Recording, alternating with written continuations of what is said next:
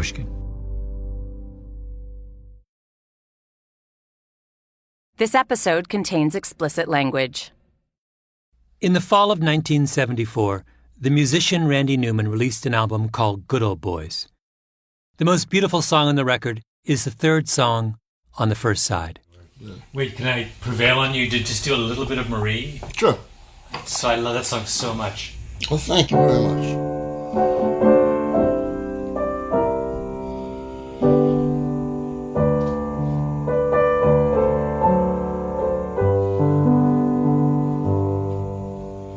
You look like a princess the night we met. With your hair piled up high, I will never forget. My name is Malcolm Gladwell. You're listening to Revisionist History, my podcast about things overlooked and misunderstood. This episode is about Randy Newman's Good Old Boys, one of the most remarkable albums of its era. I listened to it for the first time years ago. But then I happened to listen to it again very recently and realized that Good Old Boys is not an album you can hear just once and hope to do it justice. Because it's not just remarkable, it's unsettling. I don't think an album like this could be made today. And by the end of this episode, I suspect you'll agree with me. I decided to go to California, sit down with Randy Newman, and create a listener's guide to one of the most perplexing works of music that I have ever encountered. I'm drunk right now, baby, but I've got to be. I never could tell you what you mean to me. I loved you the first time I saw you, and I always will love you, Marie. Newman is in his 70s, still writing music. Tall and slightly intimidating. He's Hollywood royalty. His uncle Alfred was a composer who was nominated for an Academy Award 44 times, won 9 times. Newman has had a second career writing for the movies as well, like You've Got a Friend in Me for Toy Story. Newman is unusual among songwriters because he writes in character. And the narrator of Good Old Boys is a creation of Newman's. He's called Johnny Cutler, a steelworker from Birmingham, Alabama, 30 years old. The song Marie is about Johnny Cutler coming home late after a night out with the boys and gazing, love-struck, at his sleeping wife. I like the idea very much about being inarticulate without, that's not the right word, inarticulate, but being unable to have the words unless you drink something. You know, I can't say this to you, and maybe to lack the ability to say those kind of words. But the fact that he has been drinking and you realize he can only say what he's saying because he's drunk, right, and because she's asleep. Yeah. That helps right? Too, yeah. But that makes me, humanizes him, and even more. I sort of feel so sorry. He certainly loves her. I mean, it would seem that isn't drink, but it might be. Mm-hmm. Is this a good guy? And my answer to that is, I don't know. I mean, mm-hmm. I'm suspicious of this, I'm drunk right now, baby, but maybe when I'm awake, I might knock this shit out of you sometime. Randy Newman wrote Marie. He created Johnny Cutler. He dreamt up a beautiful love song for him, but he doesn't know if he understands him or even if he likes him. As if Johnny Cutler came from his imagination, but is now somehow independent of it. It makes you wonder, who's in charge of this song? Sometimes I'm crazy, but I guess you know. And I'm weak and I'm lazy, and I hurt you so. And I never listen to a word you say. When you come to me in trouble, darling, I just turn away. But I love you, and I loved you the first time I saw you. always will love you, Marie. The story behind Good Old Boys begins with a man named Lester Maddox. Maddox was governor of Georgia from 1967 to 1971. Now he's mostly forgotten, but in his day, he was notorious. I think you're supposed to act for real. I don't look at myself as one of the very smart people. So I try to act like Lester Maddox, like inside I feel and think and believe. Maddox grew up in the Depression in Atlanta. His father was an alcoholic. My dad never made hardly any money. Times we didn't even have a bathroom in the house. We had 4 rooms and a bath rather than 4 rooms and a bath. And we didn't have electricity. Maddox dropped out of high school, got a job as a steel worker to help support his 5 younger siblings, married his childhood sweetheart, Virginia, and after the war, he started a diner near Georgia Tech. The house specialty was skillet fried chicken. He called his place the Pickrick. So I wanted a name no one else had. And I came on the name upon the name Pickwick, and I found out that really that Wick doesn't mean anything except what you know it to be, Wick. That's what Webster will even tell you, that Wick. And someone had already used the name Pickwick in England, so I couldn't use that. So it was about 3 o'clock one morning. I'd been working on it for weeks. Maddox was one of those people who you can't do a cartoon version of because he already looks like a cartoon version of himself.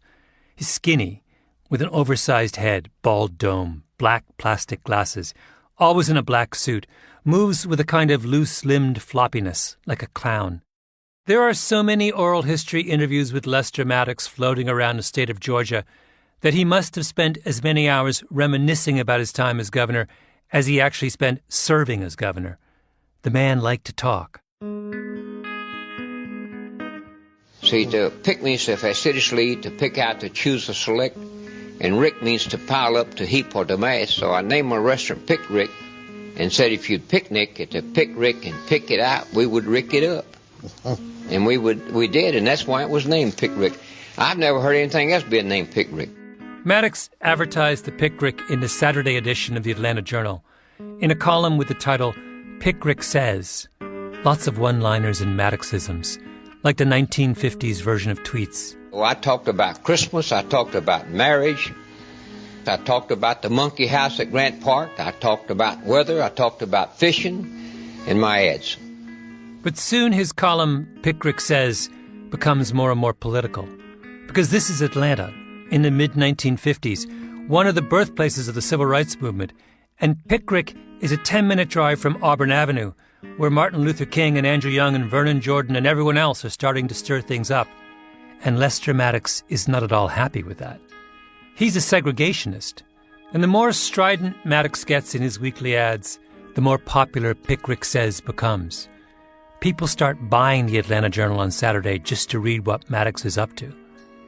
Maddox decides to run for mayor of Atlanta. He has no organization, no money. He drives himself around, and he loses, but the race is closer than you'd think. So he runs again. And loses, and runs a third time, and loses.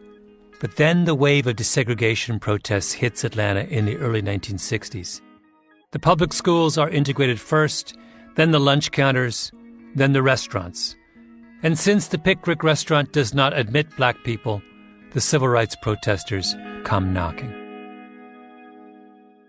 Well, the first time I was about 4 whites and 3 blacks came in. And Virginia and I were about to eat our lunch on Saturday afternoon. They told me what they're going to do, and I told them you're not going to do any such things. What they were going to do was eat a Pick Rick with the television cameras as witness. I said, you've never been here before, you just want to fuss and fight. So I grabbed 2 of them. I think one of them was John Lewis or Brown or somebody. And I just about had them out the door when they happened to remember they're supposed to lay down on the floor. If they hadn't thought about that, I'd had them both out. And they got on the floor, and cause I couldn't drag them, so I called my black employees out of the kitchen. And I said, these people are trying to destroy our business. They don't want to eat with us. They just want to create a problem. They got the television and radio and everyone with them. And I said, I'm going to give you $10 for each one of them you throw out in the next 30 seconds. Maddox's employees threw them out, but the protesters came back.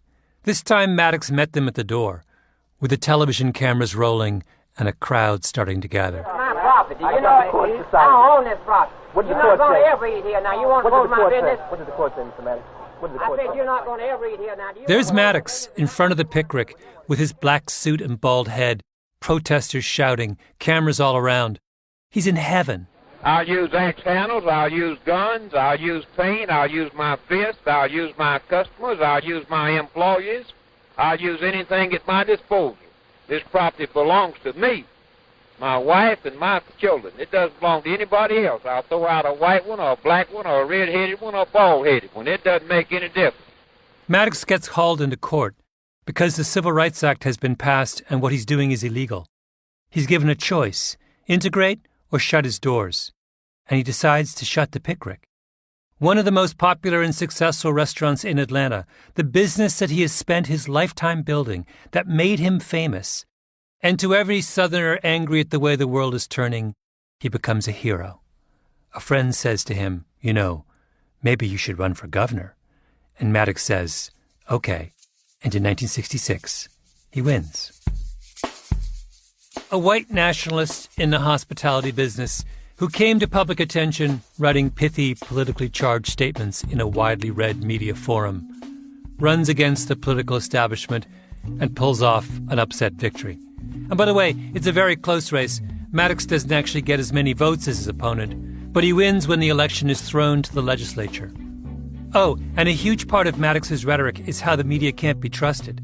He's constantly accusing newspapers of lying about him. In fact, in the corner of his official governor's portrait, there's a little table with a dead fish on it, wrapped in a copy of the Atlanta Journal.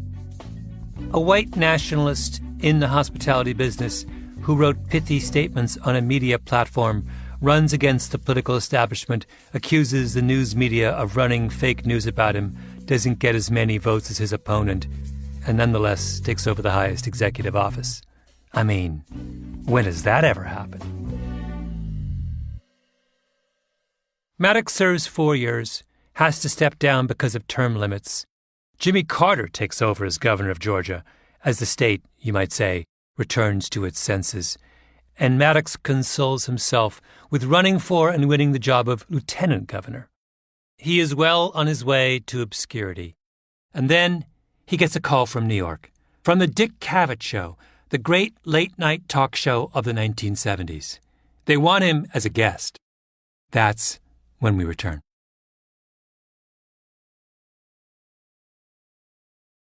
In America, you get food to eat. Won't have to run through the jungle and scuff up your feet. The first Randy Newman song I ever heard was Sail Away. You just sing about Jesus and drink wine all day. It's great to be an American. Sail Away is the title track of the album Randy Newman made right before he wrote Good Old Boys. I was a kid when I first heard it, and I had the same experience I would later have with Newman's other songs. I didn't get it at first. I'm not sure I even paid attention to the words. I just loved how grand it was. Ain't no lion or tiger, ain't no mama snake. Just a sweet watermelon in the buckwheat cake. Everybody is as happy as a man can be. Climb aboard, little walk, sail away with me. But then I got a little older, and as I heard Sail Away, I said, wait a minute. Everybody is as happy as a man can be. Climb aboard, little wog, sail away with me? Wog, really offensive British colonial slang for someone who's not white.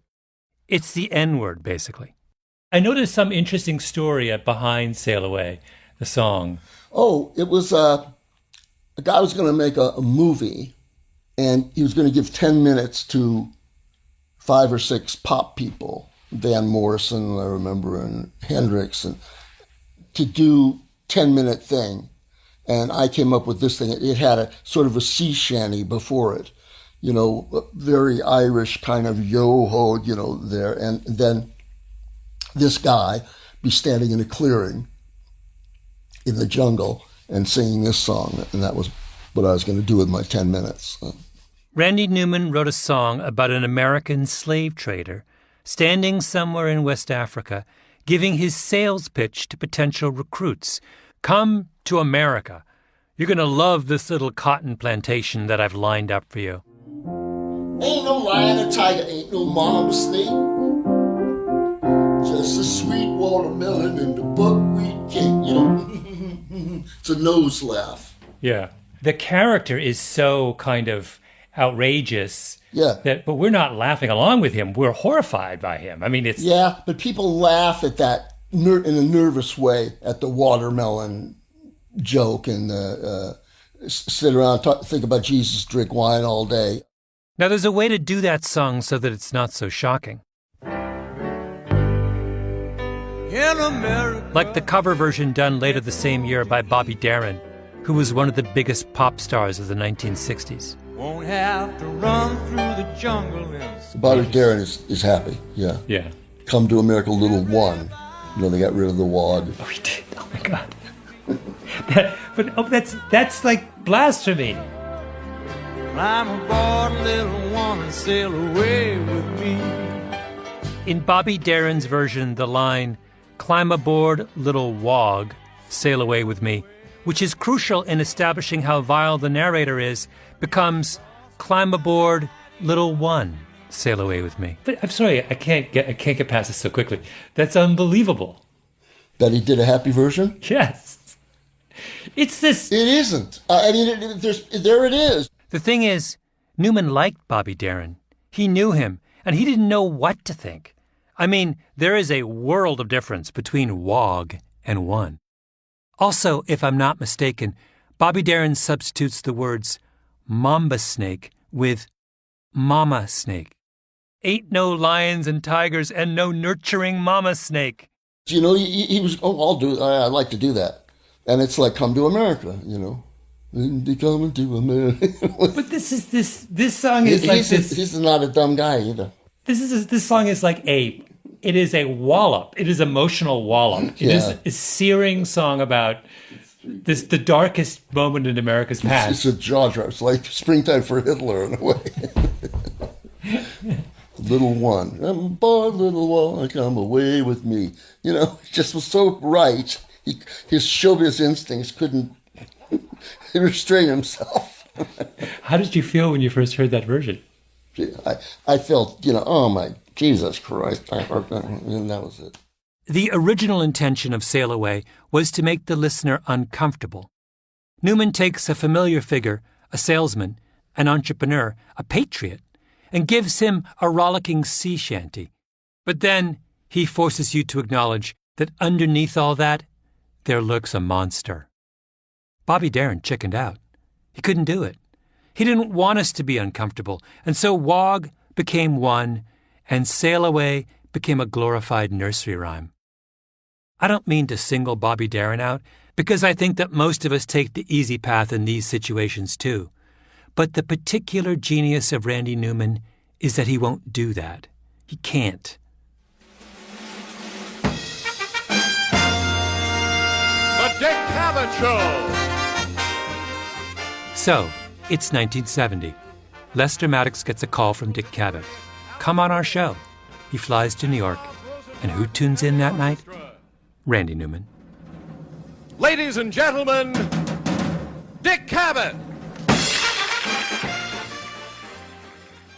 Dick Cavett is a year into his legendary late-night show on ABC, up against Johnny Carson's Tonight Show.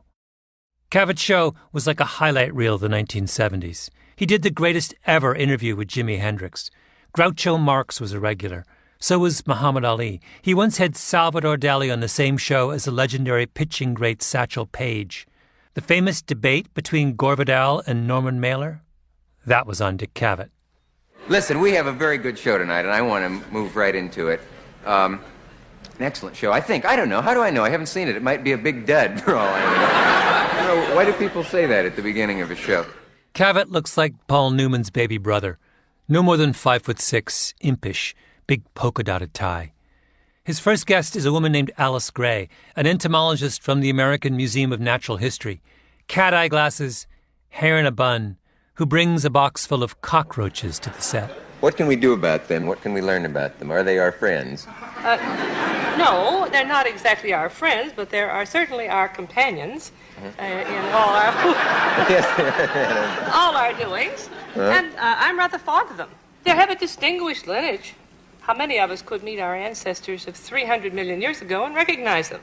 The cockroaches can. They go back that far? They go back that far. That's older than the dinosaurs. Twice as old as the dinosaurs, all the way back to the Coal Age. They were already recognizably cockroaches. That's it's always the people you don't like who are the last to leave, isn't it? How true. They'll be here long after we have quitted this earth, I'm sure. Cavett does a good 10 minutes on cockroaches. Are these your cockroaches or some of ours? The cockroach lady finally leaves the stage, and then... My next guest tonight is Governor Lester Maddox. Out comes Maddox, the gleaming bald head, the black suit. Governor Maddox, I still call you governor, don't I? Call me most anything you want to, everybody else does. Hip yourself. Hip yourself, Dick. Have you ever followed bugs before? Just a few moments ago on your program, sir. That's the only time. That's the only time? God, I love Dick Cavett. They shake hands, they take their seats, rust-colored swivel loungers atop a gray shag carpet. Cavett shows the audience a photograph of Maddox holding his axe handle outside the Pickrick restaurant, and Maddox then corrects him and says, "No, it's not an axe handle, it's a pick handle," and goes off on one of his long, endless digressions about the meaning of the pickrick. The pick denotes hard work, and we had in the restaurant some of these pick handles, 2 kegs of them by a big old fireplace where we burned hickory wood. And there were 6 of them in each of the kegs, and they were dark red because that was they looked something similar to a chicken leg, a pick handle does. Not like the axe handle that the news media talks about.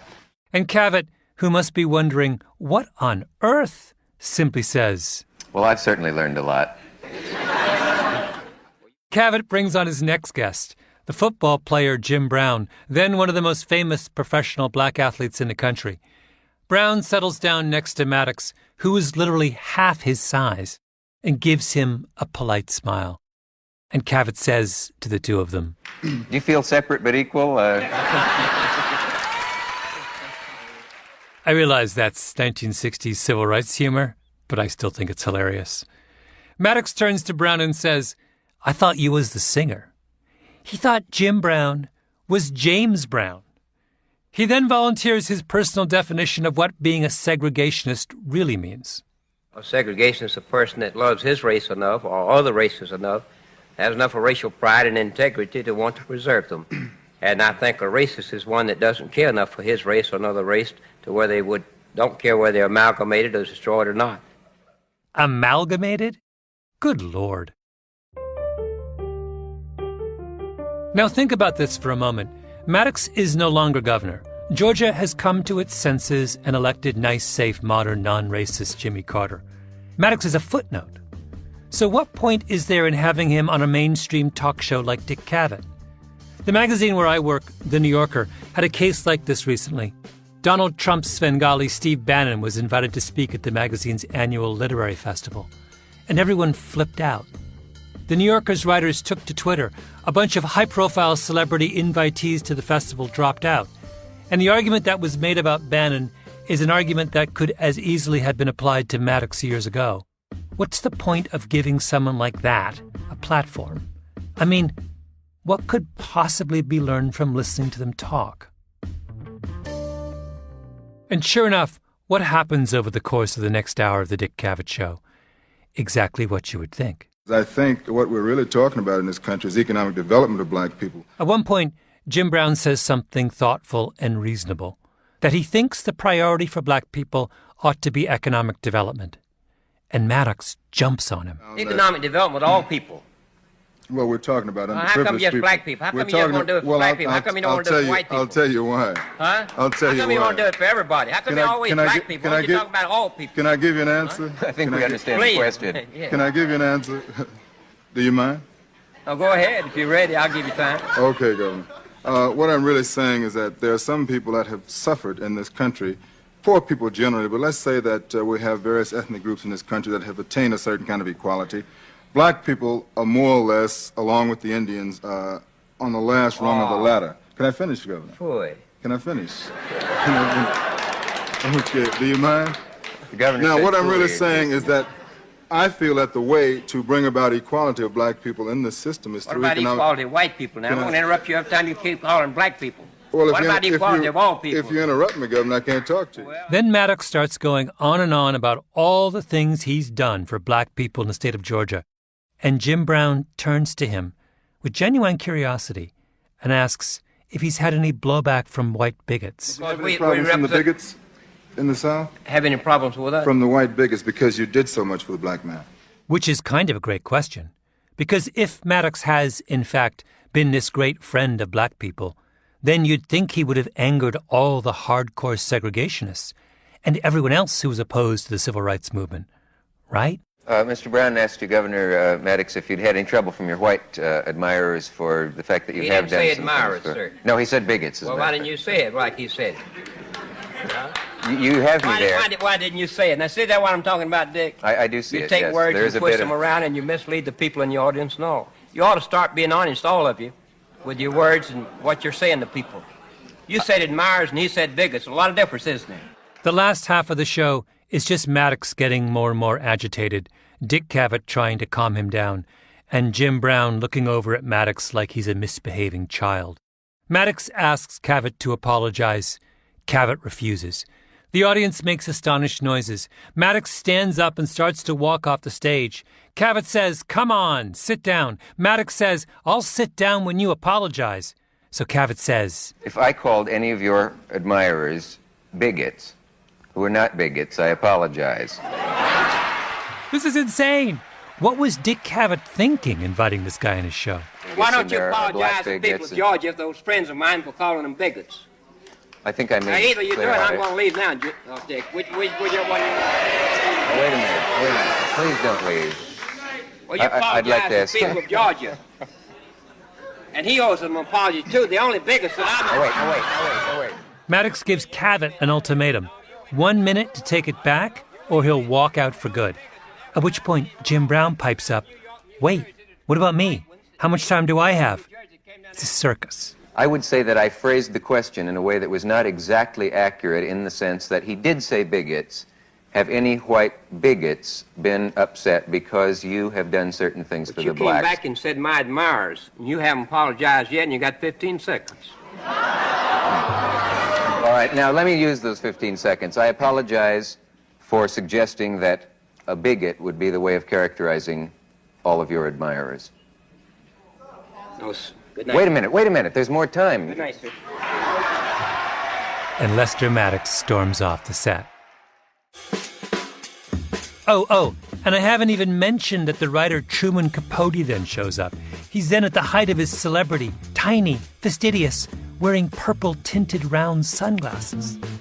You know, curiously enough, I had a cousin who lived in Atlanta that I once went to visit, and who took me to this restaurant that he ran that was called Pick-a-Rib or something like that. Well, it was called Pick-a-Rib, Nick-a-Rib, something. And he was always at the door with guns, to keep any sort of Negroes out of the restaurant. But I went there with this cousin of mine because it was near the campus, the college campus. And it wasn't bad, but it wasn't finger-licking good.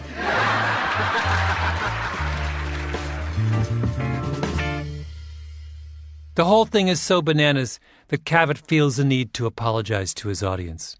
I'm sorry the governor has left. I went outside just during the break, and he's out there with his hat and coat on, and I asked him if he would please come back and use the last minutes to say whatever he would like to say, because he felt that I guess that he was insulted. I did not mean to insult him at that moment. I have to say this, and I hope I don't feel, it doesn't come off sounding, I don't know what, but I found him, in spite of the fact that I would probably despise his feelings about segregation if I were actually clear on what they are, a likable man. Would anyone go along with this? Would you agree? No. The audience is not having it. Why is that? What? I'm not backing down. Shut up. I'll tell you when I'm backing down. We'll be back after this. It was a farce. What was the point, except to allow a segregationist to play the victim? What good is there in giving someone like that a platform? Except Randy Newman was watching, whose imagination has a mind of its own. So were you a regular Dick Cavett watcher in those years? Not that I recall. I was, but I would watch. If I was up, I'd watch it. Yeah. And I think I was usually up in those days. And stereotypically, you are the Dick Cavett audience, right? I am, yeah. It seemed like half an hour, where they were just yelling and yelling and yelling. It was, yeah. It was so alien that I felt sorry for him. He didn't dismiss that whole exchange, or shrug, or change the channel. He reacted to it. He imagines what a supporter of Lester Maddox would think watching Lester Maddox storm off the stage. Now, Dick, I'm gonna give you 1 minute to apologize to the people you called bigots in Georgia. I'm gonna leave your show. Now, you do whatever you want to about it. He gives that imaginary supporter a name, Johnny Cutler, a home, Birmingham, Alabama, a job, steelworker. He imagines Johnny Cutler coming home one night, drunk, gazing at his sleeping wife. And then he imagines him turning on the television. Last night I saw Lester Maddox on a TV show with some smart-ass New York Jew. And the Jew laughed at Lester Maddox, and the audience laughed at Lester Maddox too. Well, it may be... Lester Maddox on a TV show, smart-ass New York Jew, that's good. Other than that, Lester Maddox, the audience laughed at Lester Maddox too. That's pretty good. It's pretty good. Yeah, that really is go clicker, clicker, clicker. That became the first song on Good Old Boys. It's called Rednecks. When I first heard that, I didn't know Lester Maddox was. Yeah. I didn't even know that it was. But that idea of the Southerner going to New York and sitting down. And thinking Dick Cavett is Jewish too. It's yeah, great. Which is fantastic. Yeah. Well, he may be a fool, but he's our fool. And if they think they're better than him, they're wrong. So when I came to this park, I took some... You want to sing along, don't you? It's like Sail Away all over again. Here's where I made this song. But then comes this. We talk real funny down here. We drank too much and we laugh too loud. We're too dumb to make it in no northern town. We're keeping niggas down. It's 1970. The South is in upheaval. Lester Maddox has just been humiliated by some smart-ass New York Jew. What do you think Johnny Cutler's going to say? College men out of LSU. When in dumb, come out dumb too. Hustling round Atlanta in the alligator shoes. Getting drunk every weekend at the barbecues. Keeping the niggas down. How did people respond to that song at the time? I played it in Lafayette, Louisiana, and they loved it. I got a letter, the only one I ever got on this song, from somebody, and he said, "Dear sir, I was in the audience in Lafayette when you played this song." He's a black kid, and he said, "I don't know where you're coming from, but there I was, and I was enjoying the concert up to then, and all of a sudden I'm sitting in the middle of 1,500 white guys yelling, 'Rednecks, we're rednecks,' you know." And he said it made him very uncomfortable, and he wanted to let me know.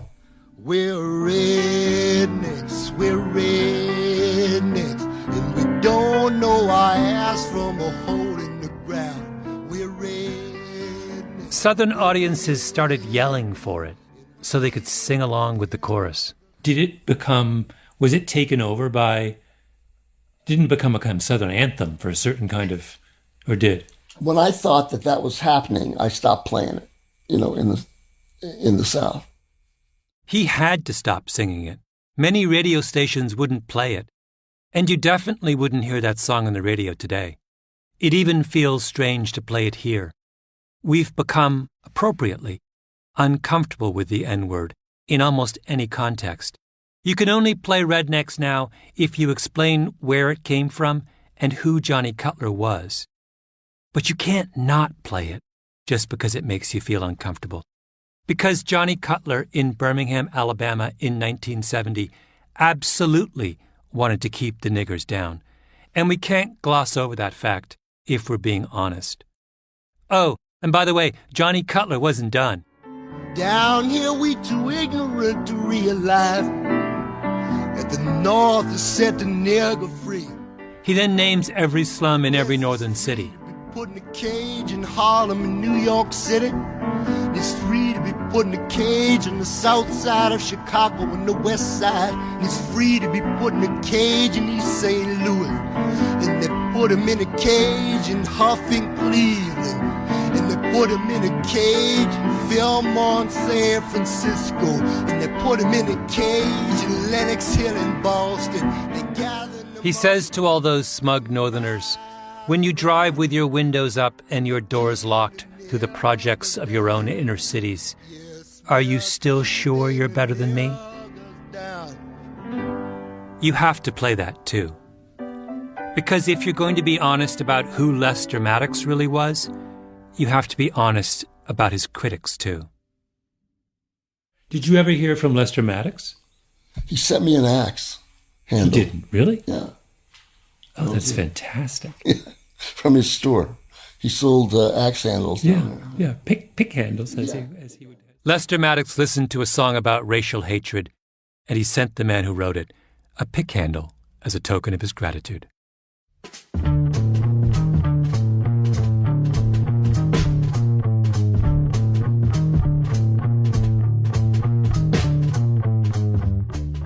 Revisionist History is produced by Mia LaBelle and Jacob Smith with Camille Baptista. Our editor is Julia Barton. Flawn Williams is our engineer. Fact-checking by Beth Johnson. Original music by Luis Guerra. Special thanks to Carly Migliori, Heather Fain, Maggie Taylor, Maya Koenig, and Jacob Weisberg. Revisionist History is brought to you by Pushkin Industries. I'm Malcolm Gladwell. By the way, there's a great essay on this subject in the 2014 book, Let the Devil Speak by Stephen Hart. Hart writes that in Sail Away, Randy Newman showed one of America's greatest lies being crafted. In his next album, Newman would show how the lie soaked into America's bones.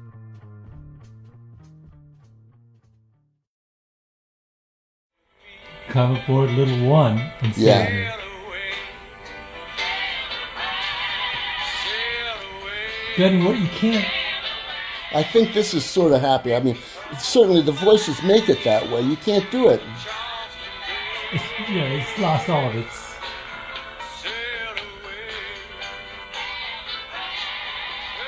If you're not... I like that buckwheat cake. Like it's some kind of delicacy you're getting at this yeah. artisanal bakery.